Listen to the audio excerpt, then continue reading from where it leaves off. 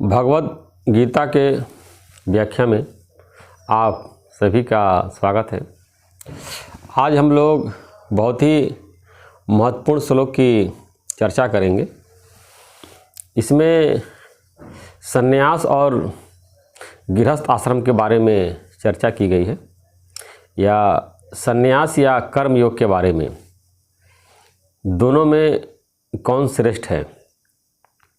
अब ये बहुत से लोग जो संन्यास लेना चाहते हैं, जिनके मन में ये दुविधा है कि गृहस्थ में रह करके हम ज्ञान नहीं प्राप्त कर सकते हैं, मोक्ष नहीं प्राप्त कर सकते हैं, या जितना ऊपर संन्यास ले करके और जितनी ऊंची स्थिति को वो लोग प्राप्त कर सकते हैं, हम गृहस्थ में नहीं प्राप्त कर सकते हैं।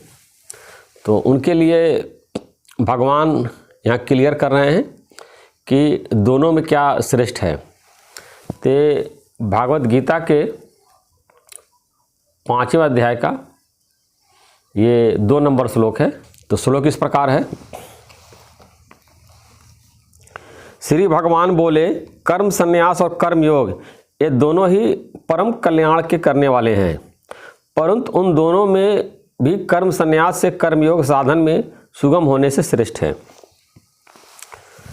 तो कर्म संन्यास या कर्म योग, या कह लीजिए कि संन्यास मतलब जो घर परिवार छोड़ करके हिमालय में चले जाते हैं, जंगल में चले जाते हैं, गुफा में रहते हैं, या आश्रम में रहते हैं, या भिक्षा मांग करके जीवन का निर्वाह करते हैं, और कोई भी सामाजिक जो दायित्व है, माता पिता की सेवा करना, परिवार की सेवा करना, समाज की सेवा करना, वो नहीं करते हैं, केवल अपना अभ्यास करते हैं। और दूसरा है कर्मयोगी, जो कि अपने घर में रहता है, अपने परिवार में रहता है, अपने माता पिता के साथ रहता है, और अपने परिवार के साथ साथ पूरे समाज की सेवा करता है। तो भगवान ने बताया कि दोनों परम कल्याण करने वाले हैं, यानी कि जो परम धाम सन्यासी को मिलता है, वही परम धाम गृहस्थ आश्रम में रह करके सेवा करने वाले का, ज्ञान का अभ्यास करने वाले को मिलता है। ऐसा नहीं है कि वो सन्यास ले लेंगे तो उनके लिए कोई दूसरा लोक है, कोई दूसरा परम धाम है। परम धाम एक ही है और अपना आत्मा एक ही है। सन्यासी भी अपने आत्मा का अनुभव करते हैं, आत्मा का साक्षात्कार करते हैं, या परमात्मा को जानते हैं। और कर्मयोगी जो घर में रहता है, गृहस्थ में रहता है, अपने परिवार की सेवा करते हुए, माता पिता की सेवा करते हुए, बाल बच्चों की सेवा करते हुए, पूरे समाज का सेवा करते हुए, या नौकरी कर रहा है या व्यापार कर रहा है, ऐसा वो कार्य करते हुए वही परम धाम को, वही गति को प्राप्त करता है जो कि एक सन्यासी प्राप्त करता है। अब देखिए, अगर ऐसे व्यवहारिक दृष्टि से देखा जाए, अगर समाज में अच्छे लोग ज़्यादा रहें तो समाज कितना अच्छी तरह से चलेगा। अब सब अच्छे लोग सन्यास ले लेंगे, गेरुआ वस्त्र पहन लेंगे, गुफा में चले जाएंगे, पहाड़ में चले जाएंगे, अलग आश्रम में रहने लगेंगे, तो समाज का कल्याण कैसे होगा। या कहीं किनारे से अपना प्रवचन देते हैं, वहाँ थोड़े बहुत लोग या संगम के मेले में या उनके आश्रम में जाते हैं, जो थोड़े लोग जाते हैं उनका सुन के चले आते हैं। उनका प्रैक्टिकल लाइफ नहीं देखते हैं कि ज्ञानी समाज में कैसे रहता है, कैसे क्या कार्य करता है, उसका व्यवहार क्या होता है। तो ये जो कर्मयोगी है, इसका एक एक आचरण लोग देखते हैं कि घर में कैसे रह रहा है, परिवार में कैसे रह रहा है, समाज में क्या सेवा कर रहा है। तो उसके गुणों को लोग सीखते हैं और सोचते हैं कि अगर ऐसा कर सकता है तो हम भी कर सकते हैं। और भगवान ने बताया कि सरल है, वो कठिन है, क्योंकि वहाँ संन्यास लेते हैं, कितनी कठिन उसकी विद्याएं हैं। जिनका चले आश्रम है वो ठीक है, जिनका आश्रम नहीं है वो खुले आसमान में सोते हैं, नदी के किनारे रहते हैं, गुफा में रहते हैं, और कई लोग तो लंगोटी पहन के पूरा भ्रमण करते हैं और शरीर को कितनी पीड़ा पहुंचाते हैं, कितना तकलीफ़ देते हैं, कितना कष्ट देते हैं। उसके बाद जा करके केवल उनको अपने आत्मा का अनुभव होता है, परमात्मा को जानते हैं। तो भगवान का कहना है कि वो चीज़ इतना आपको संन्यास लेने की ज़रूरत नहीं है, वो अपने परिवार में रहते हुए देश और समाज का सेवा करते हुए आप प्राप्त कर सकते हैं। बताया कि परंतु उन दोनों में कर्मयोग, कर्म संन्यास से कर्मयोग साधन में सुगम होने से श्रेष्ठ है। तो दोनों की गति एक ही होती है, यानी जो मोक्ष सन्यासी को मिलता है वही मोक्ष जो है एक गृहस्थी को भी मिलता है। अगर वो ज्ञान का अभ्यास करता है और अपने जीवन में ज्ञान को धारण करता है तो वही गति उसकी भी होती है।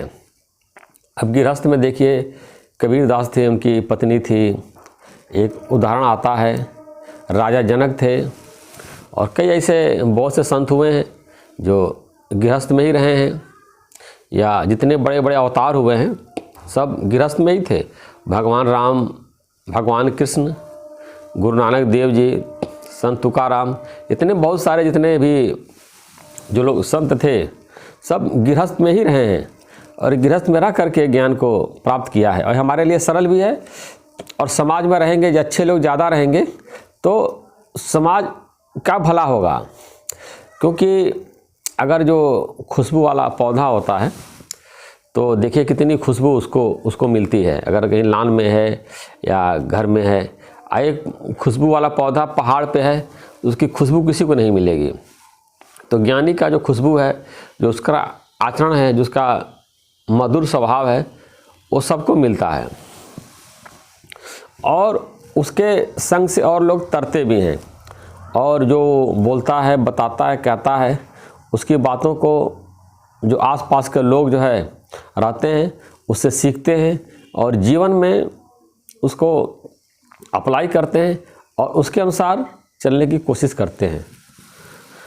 तो भगवत गीता जो है वेदांत का सर्वश्रेष्ठ ग्रंथ है, और भगवान कृष्ण को जगत गुरु माना गया है, यानी पूरे संसार के गुरु हैं, पूरे जगत के, पूरे ब्रह्मांड के गुरु हैं।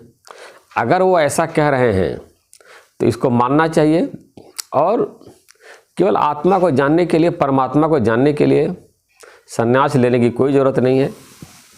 आप जो है अपने घर में रह करके इस ज्ञान को सुन करके, समझ करके और अभ्यास करके प्राप्त कर सकते हैं।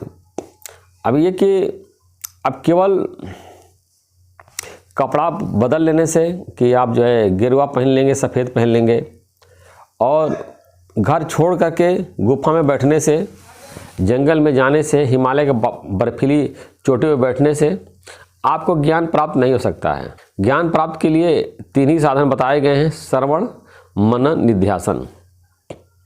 ज्ञान की बातों को सुनना है, उसको मनन करना है, और नित्य प्रति अपने जीवन में लगाना है।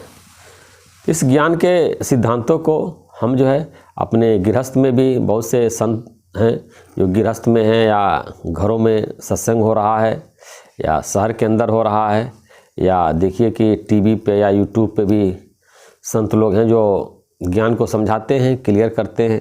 उनसे अपनी शंकाओं का कमेंट के द्वारा समाधान कर सकते हैं, या उनके पास जा कर के बातचीत करके, कोई भी प्रश्न उत्तर पूछ करके अपनी शंकाओं का समाधान कर सकते हैं।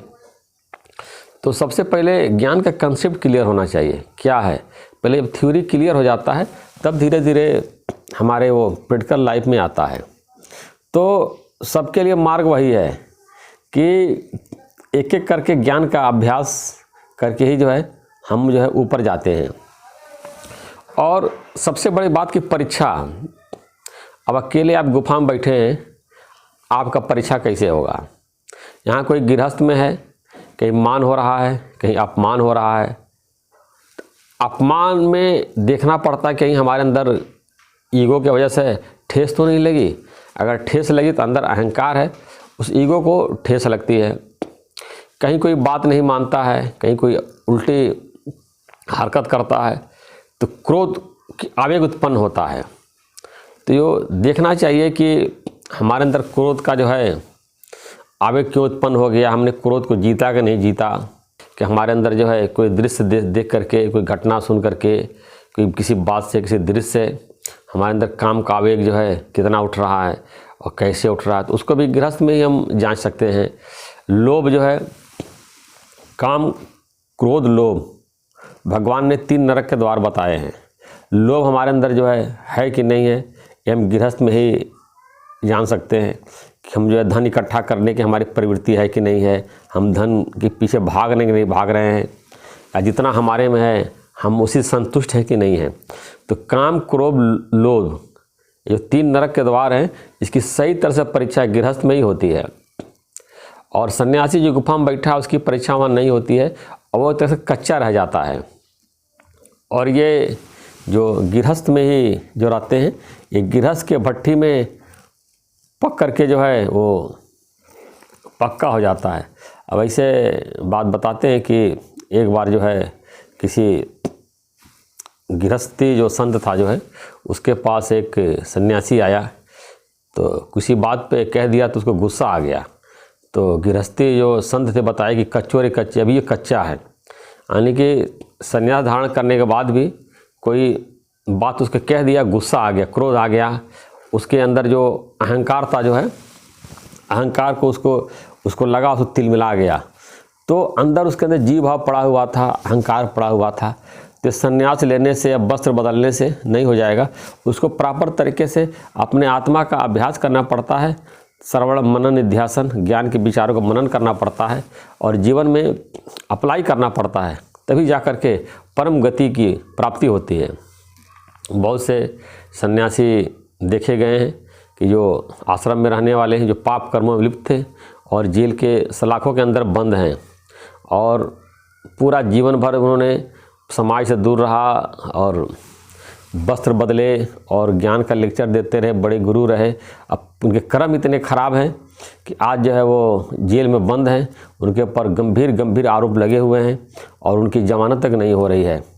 और ऐसे बहुत से गृहस्थ में रहते हुए भी जो है अपना दुनिया का कार्य करते हुए भी व्यक्ति अपने मोक्ष को प्राप्त कर लेते हैं, परम गति को प्राप्त कर लेते हैं, और वो संन्यास लेकर के भी जो है वो भटक रहे हैं और उनको जो है वो ज्ञान की प्राप्ति नहीं होती है।